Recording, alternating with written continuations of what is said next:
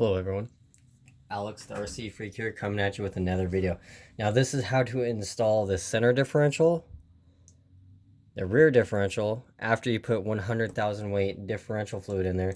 Now if you're asking yourself watching my videos, let's say you have a fifth scale, for example, like a Losi DBXLE, and you're asking yourself, what differential fluid should I use in my differentials? All of them. That one has three differentials. I can't do it with I don't know. It has three differentials. So there's a front, rear, and a center differential. For example, on that vehicle, because I've had quite a few questions about this for the newer RCs out there. I don't care if it's 10th scale, 8th scale, 5th scale. On the front and rear differentials, now this is a setup I personally like. I really like it. It's gave me good luck. Is 100,000 weight front and rear differentials. If you want to run differential fluid in the center differential, if you're one of those people that you want to put differential fluid in the center differential, either 500,000 weight oil, or you could use 1 million weight oil. So if you have to run fluid in your center differential, either do 500,000 or 1 million. I would personally do 1 million. I like the center differentials myself locked. Like, I don't do racing anymore much, like actual competitive racing. I just bash. I drive for the enjoyment of the hobby. So that being said, I like my differentials locked. It gives you way better throttle response. I like it. It's a lot more fun, in my opinion. Now, some people would disagree with me. That's fine. That's you, not me. So anyway, we're going to go assembling these. So I already got these differentials assembled, and hopefully you guys can see that okay. I already have them assembled. I'm going to zoom it in for you guys. Bring it on the camera, maybe zoom it out for you just a little bit. So anyway, I got the differential here. This is your center differential. This is the ring gear for the center differential. Here's your pinion gear for the rear, which I don't like that design, but just make sure when you put it together, you put that bearing. There's a bearing that goes on here, and there's a pin that goes on there. So make sure you have that pin on there, the bearing. So at least that there's a bearing on there and it's supported. And then you can put some grease on there. It's a little tricky to do, I'm not gonna lie. It's a little tricky to... Okay, so once you got the pinion gear cooperating with you, you're gonna want to take this pin out so you don't lose it. I like to put a little bit of grease here. You don't have to go crazy with grease. You don't have to go crazy with grease, but I like to grease it up a little bit. So I just get some grease on my fingers like this and just jam it in the gears. So this is wheel bearing grease, high temp wheel bearing grease. So it's pretty tacky actually. This stuff's pretty tacky. You know, it works pretty good. It's a little bit thin feeling in my fingers. I literally just bought this today because I was out and I couldn't get the diffs built. So literally, you just stick the grease here. I'm not going to grease this one up super heavily, only because this goes on the other smaller drive gear. So in the training, so I'm just going to give this one just enough grease, just to give it some, lubrication, but you don't need to go hog wild on it. So it's not necessary. I mean, you can, it's not necessary, but it wouldn't hurt anything per se if you did. Unless you ran in a lot of sandy areas, and I don't know if I would grease it up so much, but yeah. So anyway, you got that greased up. Now I'm trying to do this one-handed, so please bear with me. So I'm gonna stick this like this for a minute, if it'll balance. Now I'm gonna grab this pinion gear, do the same thing. So grab some grease from your finger like that, and just dab it on there. Now the pinion gear, I ain't afraid to grease that up.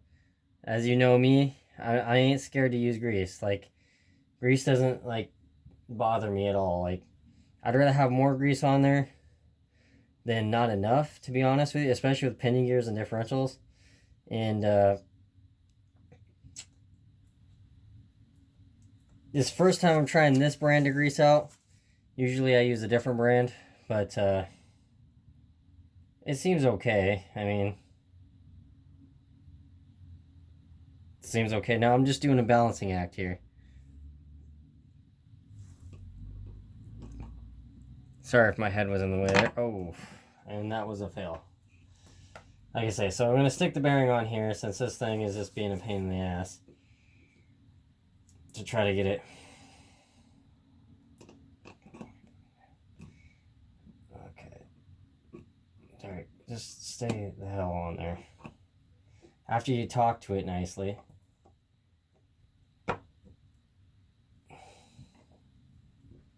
There we go. And you got your fingers all full of grease. That's why it's good to have a towel. You don't really care if you get grease on it. I mean, you could just wipe.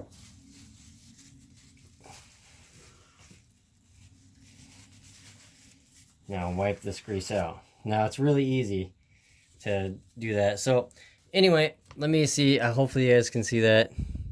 So you got them in there. Let me bring you up close here. So here's what you got.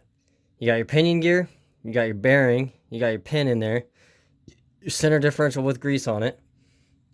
So next, you got to put more grease on your pinion gear because you just don't quite have enough to your liking, and you're a grease freak like I am. So, which is fine. You know, if you have grease issues, you know, like I do, trust me, I live it every day. So I know how you feel, especially when you're working on your RC that you like so much. Now grab your differential, which hopefully you can keep in your hands a lot more. Let me zoom that out for you. Now you grab a big old glob. I mean, I load these differentials. I mean, I load them up. So, especially the, you know, ring gear. Grab a lump and just, I mean, go to town on that.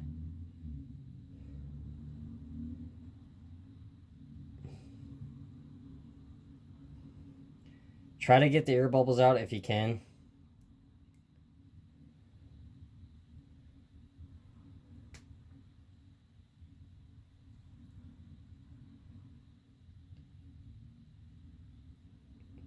Now some people would be like, that's a lot of grease. I know. I mean, look at that lump I just took on. I just layered it on. I mean, I'm just, look at this. Caking it on there. Now, you don't necessarily need this much. I mean, this is probably a bit overkill.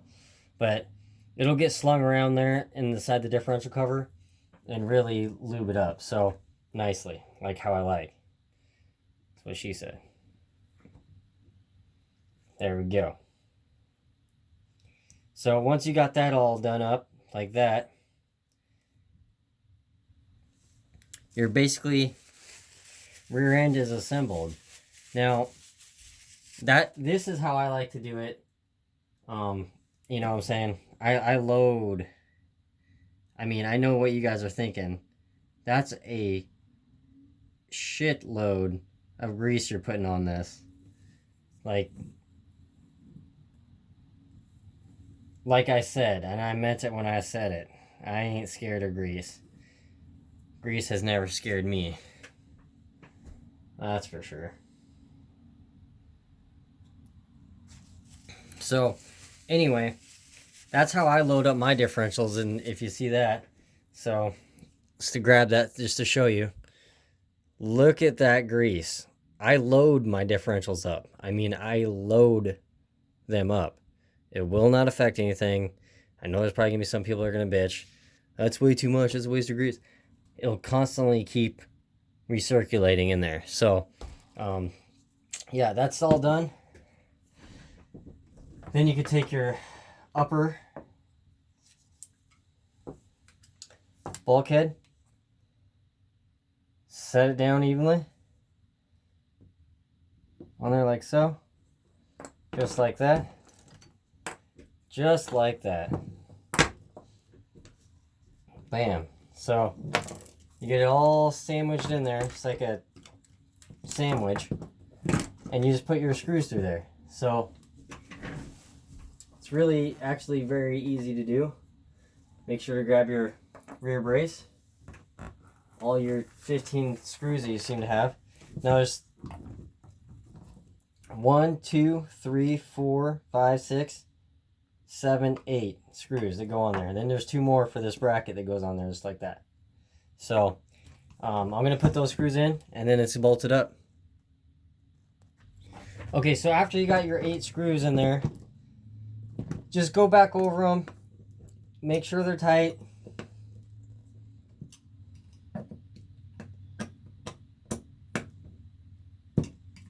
And you don't want to strip them out tight. Just kind of make sure that, you know, you give them like another 8th turn after you get them snug down. So that way they're tight. You know what I'm saying? You want this tight. This is, you know, basically your transmission in an essence. You know what I'm saying? For this vehicle. And wipe off any glue, grease smudges. Because it's just going to attract all kinds of dirt when you do drive it off-road. So, and that's pretty much it right there. And then you're going to want to take this brace with this back part here to the back, and then just screw this down to the bulkhead. That's all you're going to need to do. And then your back end assembly of the bulkhead and the differentials and the center differential being installed is done. You got it together. So yeah, it works. It's a pretty strong differential setup in the back. I still got to grease these wheel bearings in the back. I'm still 100% not sure if I'm going to make a video of that. But, yeah. So now you got your differential assembled. You want to grab your rig. And make sure you got everything cleaned out. You know what I'm saying? Any grease residue that you have left over from anything, your hands, it's a good chance to make sure your hands are clean. And that's really all it is in a nutshell. Is you got the grease there. So you basically got your grease inside here for the gear. The spur gear that rides on it. And this smaller gear right here goes right there. And it'll ride on that. So basically, yeah, that's really about it. And it's ready for the shock towers. I don't know if you guys seen my stockpile of parts. Let's go on over. Dyed black. Hell yeah. But they turned out real nice. I'm very happy about that. So anyway, that's really all it takes. I mean, you just build it and it's done. I mean, it's smooth. Like, it's really, really, like, really buttery smooth. I like it a lot. So anyway, like I say, you don't need to put, I would not recommend putting any more grease right here. I wouldn't recommend putting a whole lot more grease right here. Reason why is because right in here, let me see if I can get you a better angle here. Because right in here is where the spur gear sits, okay? And if you load this up with grease right here, it's going to sling all inside here and get all over your spur gear, which is fine. As long as dirt doesn't get in here, which dirt will always get in here. No matter what, dust. I mean, it won't get bad. It's sealed up pretty tight. But dust, all that shit. So it'll get all up in here and it'll get in your gear teeth and mess you up. So I just grease it right there. That's more than enough. That's more than enough. The ring and pinions, as you can tell, I like to load them up with grease. I mean, pack them. So, yeah, it's solid now. This is what I do to RCs out of the box, because stock, as you can tell, they do shitty, sorry to say it like that, please excuse my language, quality control. Every brand out there, Losi, Traxxas, Arma, all the same, all the good quality RC cars, not the junk ones that are like ECX, trash, Red Cat, garbage. You know, those ones I can care less about. Those are trash. But the name brand good RCs out there, Team Associated, they all do the same thing. Unless you buy a kit and you do it yourself the right way the first time. But Anyway, I'm not trying to bitch. I'm not trying to be all, you know, cocky or anything like that. I'm just being honest. Like, seriously, honestly, you guys spend a lot of money to enjoy this hobby, this wonderful hobby, to not go through it. You have to go through these. You have to do maintenance on it if you want it to be reliable. You have to. There's no way it's going to run reliably for you without doing maintenance. You know what I'm saying? So, with that being said, thank you guys so much for watching. I appreciate you guys. Alex RC Freak out. Peace.